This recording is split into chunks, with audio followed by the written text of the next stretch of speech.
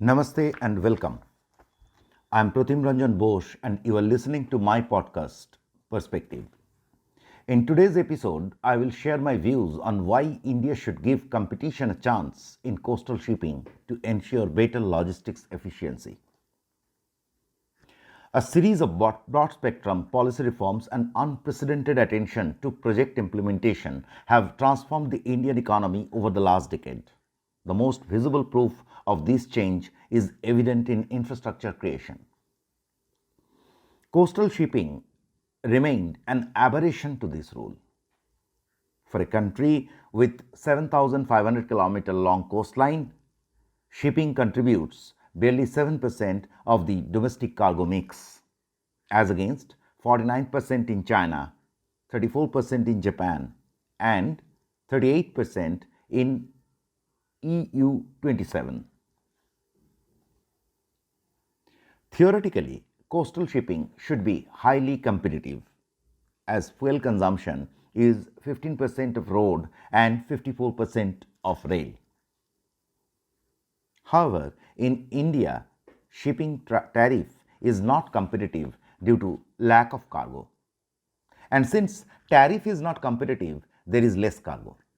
Ending this chicken and egg story is key to decongesting the railways and highways, thereby improving the overall logistics efficiency. Removing cabotage laws is a definite way to achieve this goal. Cabotage disallows foreign registered ships to carry coastal cargo. The domain is preserved for small local industry.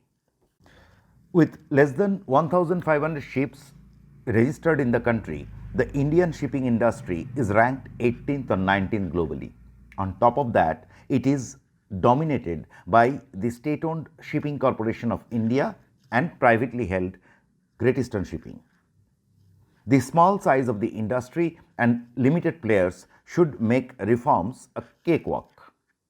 However, for nearly half a century, successive governments discussed the possibilities of relaxing cabotage laws but avoided taking a call.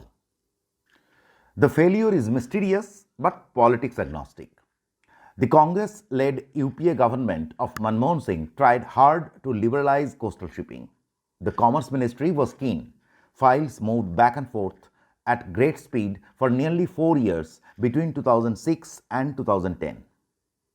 An Asian Development Bank study recommended removal of cabotage to make coastal shipping competitive. It said, quote, cabotage laws can anytime be reintroduced when there is sustained growth in coastal cargo, unquote. After 2010, the UPA government was mired in controversies and barely had time to reform. 4 years later, in 2004, the Rakesh Mohan Committee on National Transport Development Policy willingly supported ADB's views. The aim was to disrupt the prevailing system and ensure competition to attract cargo.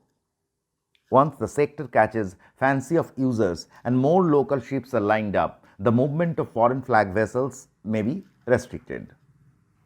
After coming to power in 2014, the Modi government too pushed for reforms in coastal shipping.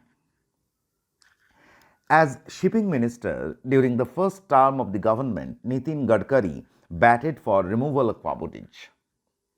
He criticized the local industry for failing to make use of the protection to add capacity and bring dividends to the national economy. Gadkari's grievances were genuine. Foreign ships carrying timber from Southeast Asia to Gujarat often returned empty. Given a chance, they would pick up local cargo for India's western coast ports on the return journey. Better capacity utilization is a win-win. The importer in Gujarat might have enjoyed lower sea freight from Indonesia. Low-cost transfer of goods would have helped both industries in Gujarat and consumers in Kerala. Gadkari was relieved from shipping ministry in the second term of the Modi government. Cabotage rules prevailed the local shipping industry argues that 80% of the maritime nations, including China, have cabotage laws. What goes untold is that Chinese shipping industry ranks among the top 10 in the world and created viable transport opportunities for the local economy. In comparison, the Indian shipping industry is enjoying the benefits of license Raj. Cabotage has now become a mystery topic that keeps surfacing and resurfacing in financial media once in every few years without much result. It resurfaced again recently with the Economic Times claiming that restrictions would be removed. Given the history, it is difficult to add much credence to such claims. It would be great if cabotage is removed. It would be better to know what is preventing its removal for so long. Some blame bureaucratic stranglehold through the Directorate General of Shipping and SCI for prolonged stalemate. As a thumb rule, state-owned companies breed inefficiency and resist competition. Meanwhile, SCI is selected for strategic disinvestment. The Cabinet Committee approved the proposal in 2019. COVID delayed implementation. The Finance Ministry recently told the Parliament that preparations were on to disinvest Shipping Corporation of India. The government may now consider removing cabotage rule and creating a level playing field before the disinvestment. Alternatively, coastal shipping may well become a private duopoly, and that wouldn't be good for the economy. Thank you for listening to Perspective. If you like this episode, please share and subscribe. See you next week. फिर मिलेंगे.